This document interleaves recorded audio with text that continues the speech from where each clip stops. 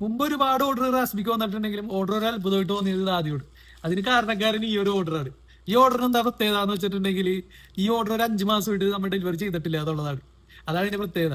അതിന് കാരണം എന്താണെന്ന് വെച്ചിട്ടുണ്ടെങ്കിൽ ജൂൺ 3-ാം തീയതിയാണ് നമുക്ക് ഈ ഓർഡർ വന്നേക്കണത്. ഈ ജൂൺ 3 എന്നുള്ള ഡേറ്റ് ഒരു RCB ഫാൻസ് ഒന്നും അങ്ങനെ മറക്കാൻ പറ്റാത്തൊരു ഡേറ്റ് ആണ്. കാരണം RCB ആദ്യമായിട്ട് ടൈറ്റിൽ വിന്നറായ വർഷം ഈ ജൂൺ 3-ാം തീയതി. 18 കൊല്ലത്തെ കാത്തിരിപ്പ് അവസാനിച്ചത് ഈ ജൂൺ 3-ാം തീയതി. അപ്പൊ ആ ജൂൺ 3-ാം തീയതി RCB ഒരു ഫാനായ എന്റെ ഫ്രണ്ട് റിസ്വിൻ ഓർഡർ ചെയ്ത ഒരു 5 ടീഷർട്സ് ഉണ്ടായിരുന്നു.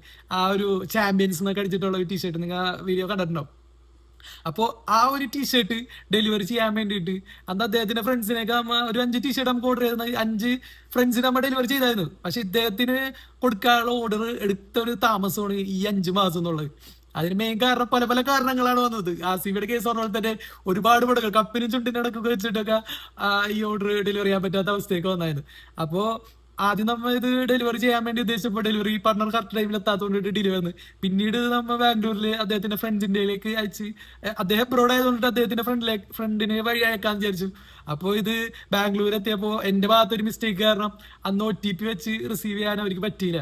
അപ്പൊ അതിന്റെ പേരിൽ അദ്ദേഹത്തിന്റെ ഫ്രണ്ടും ഒരുപാട് കഷ്ടപ്പെട്ടു. ഞാനപ്പോ അദ്ദേഹത്തിന്റെ ഫ്രണ്ടിനോട് ഞാൻ വിളിച്ച് അപ്പോളജി ചെയ്തായിരുന്നു. അപ്പൊ അദ്ദേഹത്തിന്റെ ഫ്രണ്ട് എന്നോട് വളരെ എനിക്ക് കുറച്ച് ഇൻസൈറ്റ് എന്റെ ഒരു വാക്ക് പറഞ്ഞു, 2 വരിയേ ഉള്ളൂ, നോ വെറീസ് ഇറ്റ് ഹാപ്പൻസ് എന്നുള്ളത്.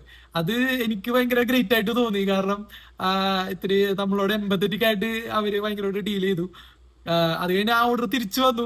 പിന്നെ ഇത് കുറച്ച് നാളായിട്ട് വിളിക്കണം. ഞാൻ അപ്പോഴേക്കും അദ്ദേഹത്തിന് വിളിച്ച് ഞാൻ കൺവിൻസ് ചെയ്തു ഇങ്ങനെ ഒരു സംഭവം സംഭവിച്ചു എന്നുള്ള കാര്യങ്ങളൊക്കെ.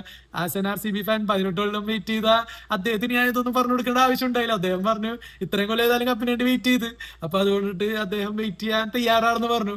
അപ്പോ അതിന്റെ ഒരു ഇതിനകത്ത് കുറച്ച് ദിവസത്തിനുള്ളിൽ ഞാൻ അദ്ദേഹത്തിന്റെ സ്റ്റാറ്റസിൽ ഞാൻ കണ്ടു മറ്റേ കൊച്ചി ബ്രിഡ്ജ് ക്രോസ് ചെയ്ത് തന്നെ ഒരു സ്റ്റാറ്റസ് കണ്ടു. ആസ് എ കൊച്ചിക്കാരൻ നമ്മ എവിടെയെങ്കിലും പുറത്തു പോയിട്ട് തിരിച്ചു വരുമ്പോ നമുക്ക് ആ ഒരു ഹാർബർ ബ്രിഡ്ജ് കാണുമ്പോഴാണ് നമുക്ക് ശരിക്കും ഒരു ഹോം ടൗൺ ഫീൽ കിട്ടുന്നത്. അപ്പൊ തന്നെ അദ്ദേഹത്തിന് മെസ്സേജ് അയച്ചു നാട്ടിലെത്തിയ കാര്യമൊക്കെ അന്വേഷിച്ചു അദ്ദേഹത്തിന് ഞാൻ കൊണ്ടു തരാന്ന് വിചാരിച്ചു. പിന്നെ കുറച്ച് ദിവസം ചെറിയ ഡിലേ വന്നു. പക്ഷെ എന്തായാലും ഞാൻ പറഞ്ഞു ഞാൻ എന്തായാലും കൊണ്ടു തരാന്ന് പറഞ്ഞു. പക്ഷെ ഇനി എനിക്ക് റിസ്ക് എടുക്കാൻ വയ്യ. ഇനി പോസ്റ്റലും കൊറിയർ ഒന്നും ചെയ്യുന്നില്ല. അദ്ദേഹത്തിന് വീട്ടിൽ കൊണ്ടുപോയി തന്നെ ആ ഡെലിവറി കൊടുക്കാന്ന് വിചാരിച്ചു. അങ്ങനെ അദ്ദേഹത്തിന്റെ വീട്ടിൽ കൊണ്ടുപോയിട്ട് നമ്മൾ ഡെലിവറി എടുക്കുകയാണ്. അപ്പൊ അദ്ദേഹത്തിന് ഇതിന്റെ ഒപ്പം തന്നെ റാസ്ബിയുടെ വക ഒരു ചെറിയൊരു ഗിഫ്റ്റും കൂടി നമ്മൾ കൊടുക്കുന്നുണ്ട്. അത് അദ്ദേഹത്തിന്റെ ക്ഷമക്കുള്ള നോബൽ പ്രൈസ് ആയിട്ട് അദ്ദേഹം കരുതണം എന്നാണ് ഈ ഒരു നിമിഷത്തിൽ പറയാനുള്ളത്.